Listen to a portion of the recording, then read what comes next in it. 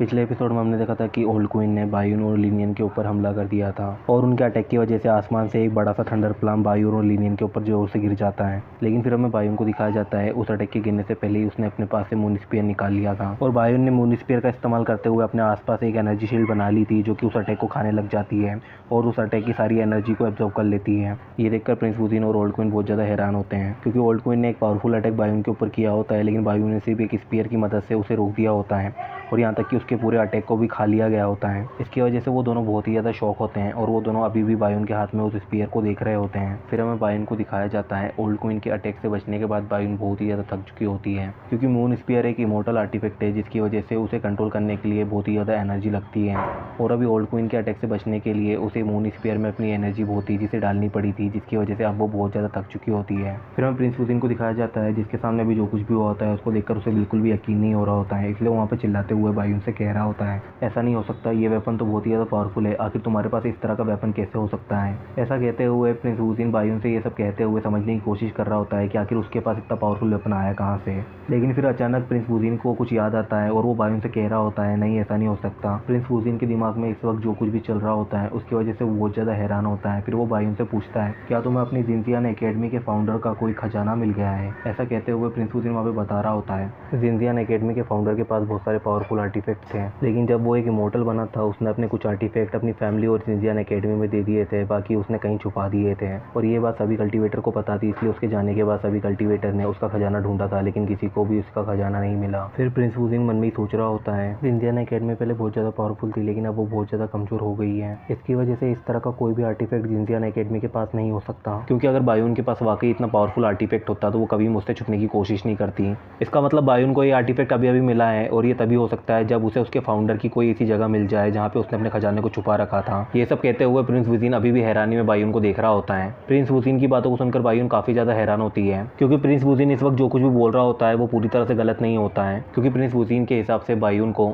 जिनजियान academy के founder का वो खजाना मिल गया होता है जो उसने इस दुनिया से जाने के बाद छुपा दिया था। हालांकि बायून को इन सब की वजह तियान ही मिल गया होता है जिसने उसे ये स्पीयर दिया होता है। इसलिए बायून जब प्रिंस वुजिन की बातों को सुनती है तो वो काफ़ी ज़्यादा हैरान होती है और हैरानी में वो प्रिंस वुजिन से कह रही होती है तुम ये सब क्या बकवास कर रहे हो। बायून को इस तरह हैरान देखकर प्रिंस वुजिन हंसते हुए उससे कह रहा होता है मुझे नहीं पता ये पावरफुल ट्रेजर तुम्हें कैसे मिला, लेकिन अब जब ये तुम्हारे हाथों में है तो ये जल्द ही मेरा हो जाएगा। ऐसा कहते हुए प्रिंस वुजिन जल्दी ओल्ड क्वीन को ऑर्डर देता है और उससे कहता है ओल्ड क्वीन तुम भी अच्छी तरह जानते हो कि हमारे सामने इस वक्त दो इमोर्टल आर्टिफैक्ट हैं, हम इसे किसी भी हालत में खो नहीं सकते हैं क्योंकि इससे हमारी फैमिली और भी ज़्यादा ताकतवर हो सकती है, इसलिए तुम अपनी पूरी ताकत से जल्दी से उन दोनों आर्टिफैक्ट को छीन लो ताकि हमसे बचकर जाने ना पाएं। प्रिंस वुजिन की बातों को समझते हुए ओल्ड क्वीन उसे हाँ कह देता है और जल्दी से अपनी पावर का इस्तेमाल करना शुरू कर देता है जिसकी वजह से ओल्ड क्वीन के बॉडी से बहुत ही ज़्यादा एनर्जी बहना शुरू कर देती है और उसकी बॉडी बहुत ही ज़्यादा स्ट्रॉन्ग हो जाती है। ये देखकर बायून और लीनियन बहुत ज़्यादा हैरान होते हैं क्योंकि ओल्ड क्वीन इस वक्त अपनी कल्टीवेशन की पावर का इस्तेमाल करते हुए अपने शरीर को और भी ज़्यादा मजबूत कर रहा होता है। फिर हमें ओल्ड क्वीन को दिखाया जाता है उसके शरीर के ऊपर उसकी एनर्जी के कुछ पैटर्न्स बन जाते हैं और कुछ देर के लिए उसका शरीर बहुत ज़्यादा पावरफुल हो जाता है।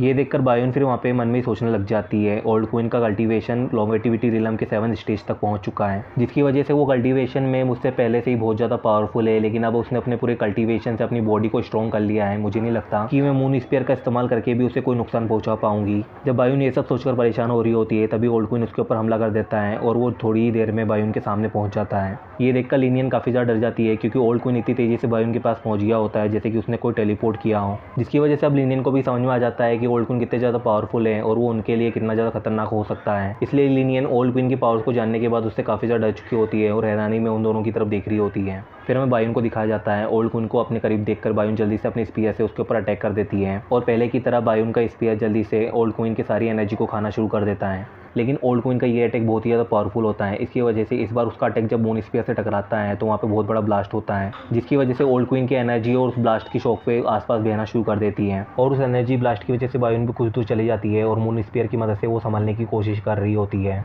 फिर हमें बायून को दिखाया जाता है जिसकी हालत इस वक्त बहुत ज़्यादा ख़राब होती है और मन में कह रही होती है ओल्ड क्वीन का अटैक बहुत ही ज़्यादा पावरफुल है, मुझे तो ऐसा लग रहा है जैसे कि मेरे पूरे कंधे टूट चुके हैं। ओल्ड क्वीन लॉन्गेटिविटी रिलम के 7th स्टेज तक पहुंच चुका है जिसकी वजह से वो पहले ही एक हाफ इमोर्टल बन चुका है। मैंने जितना सोचा था वो उससे कहीं ज़्यादा पावरफुल है, भले ही मेरे हाथ में मून स्पीयर है जो कि एक इमोर्टल आर्टिफैक्ट है, फिर भी मुझे नहीं लगता मैं उसका मुकाबला कर पाऊंगी। ऐसा कहते हुए बायून वहाँ पे खुद को संभालते हुए खड़े होने की कोशिश कर रही होती है। फिर हमें ओल्ड क्वीन को दिखाया जाता है जो कि बायून से कह रहा होता है मुझे नहीं लगा था तुम मेरे अटैक को सह पाओगी, लेकिन तुम मेरी इस पावरफुल स्टेट में भी मेरे एक अटैक को रोक सकती हो, तुम वाकई एक जीनियस हो। फिर ओल्ड क्वीन बायून को समझाते हुए उससे कह रहा होता है, तुम्हारे हाथों में जो इमोर्टल आर्टिफैक्ट है उसे इस्तेमाल करने के लिए तुम अभी बहुत ही ज़्यादा कमज़ोर हो, इसलिए बेहतर होगा कि तुम उसे चुपचाप हमें दे दो, वरना तुम गलती से मेरे हाथों से मर सकती हो। ऐसा कहते हुए ओल्ड क्वीन बायून को सरेंडर करने के लिए कह रहा होता है। ओल्ड क्वीन की बातों को सुनकर उसके पीछे प्रिंस वुजिन भी जोरों से हंसना शुरू कर देता है और उससे कह रहा होता है, ओल्ड क्वीन जल्दी करो, पकड़ो उसे, वो इस वक्त कमज़ोर है, उसे जल्दी पकड़कर मेरे पास में लाओ, मैं खुद उसे टॉर्चर करना चाहता हूँ। और ऐसा कहते हुए प्रिंस वुजिन ओल्ड क्वीन को बायून को पकड़कर उसके पास लाने के लिए कह रहा होता है। ये देखकर ओल्ड क्वीन को कुछ भी समझ में नहीं आता है, क्योंकि प्रिंस वुजिन अभी बायून के हाथों मरते मरते बचा है, लेकिन अभी भी वो उसे पकड़ने के लिए इतना खुश क्यों हो रहा है। प्रिंस वुजिन की बातों को सुनकर बायून भी बहुत ज़्यादा हैरान होती है और उसे बहुत ज़्यादा गुस्सा आ रहा होता है, क्योंकि प्रिंस वुजिन के पीछा करने की वजह से उसे बहुत टाइम तक इधर से उधर घूमना पड़ा है। लेकिन आज वो जब उससे अपनी सारी पुरानी बातों का बदला लेने वाली थी, तभी ओल्ड क्वीन ने उसे बचा लिया होता है और अब वो ओल्ड क्वीन के हाथों मार खा रही होती है। इसलिए बायून वहाँ पे बहुत ज़्यादा गुस्से में होती है और वहाँ पे प्रिंस वुजिन के ऊपर चिल्ला रही होती है। जब बायून इस तरह गुस्से में होती है, तब लिनियन उसके पास में आती है और उसे शांत करते हुए कह रही होती है, हम इस तरह इनका मुकाबला नहीं कर सकते, ये हमसे बहुत ही ज़्यादा पावरफुल है, हमें यहाँ से जल्द निकलना होगा। इसलिए सिस्टर, आप अपने माना को जल्दी मेरे अंदर ट्रांसफर करो ताकि मैं अपने इमोर्टल आर्टिफैक्ट को इस्तेमाल कर सकूँ और हम दोनों यहाँ से बचकर निकल सकें। लिनियन की बातों को सुनकर बायून वैसे ही करती है और अपना माना जल्दी से वो लिनियन के अंदर ट्रांसफर कर देती है। बायून से माना मिलने के बाद लिनियन तुरंत ही अपने पास में तायहोंग बेल को निकाल लेती है और उसे इस्तेमाल करना शुरू कर देती है। फिर हमें तायहोंग बेल को दिखाया जाता है, जो कि पहले की तरह वापिस से एक बड़ी सी बेल में बन जाती है और ज़मीन पर गिरकर वो वाइब्रेट करना शुरू कर देती है, जिसकी वजह से उसके आसपास बहुत ही ज़्यादा एनर्जी वे वो शॉकवेव बनना शुरू हो जाते हैं, जो कि आसपास बहते हुए आसपास की चीज़ों को तोड़ रहे होते हैं।